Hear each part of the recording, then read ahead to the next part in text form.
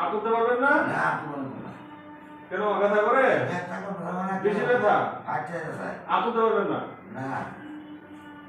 কতদিন ধরে এই ব্যথা?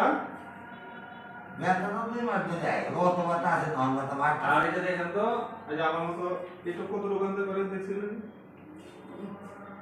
আর পারবেন না? না ভালো। আচ্ছা, পিছন দিয়ে দেখেন কত রোগান্তে করেন এইভাবে। আর পারবেন না? না। এটা হচ্ছে অ্যাডহেসিভ ক্যাপসুলাইটিস। 2-3 মাস ধরে এই ব্যথা। 2 মাস। এবং ডায়াবেটিস আছে, ডায়াবেটিসের রোগীদের একটু বেশি হয়। ডায়াবেটিস কন্ট্রোল না থাকলে এই সমস্যাগুলো বেশি হয়। এই জন্য কন্ট্রোল রাখতে হবে ডায়াবেটিস আগে, না হলে দেখা গেছে আবার উন্নতি হবে না বা আবার ওই জয়েন্ট হতে পারে। ডায়াবেটিস নিয়ন্ত্রণ রাখতে হবে। এখন তোমার প্রচন্ড ব্যথা, এই জন্য আমরা একটা ইনজেকশন দিব। আচ্ছা, বই পাই না হলো কোনো এই যে শেষ। বেশি ব্যথা পাইছেন? না বাবা। হ্যাঁ, অত ব্যথা নাই।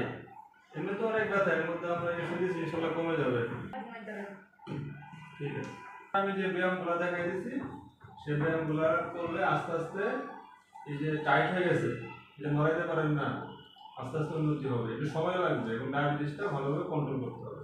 ঠিক আছে? তাহলে কমে তো বাবা। তাহলে ব্যথা কমার জন্য দিলাম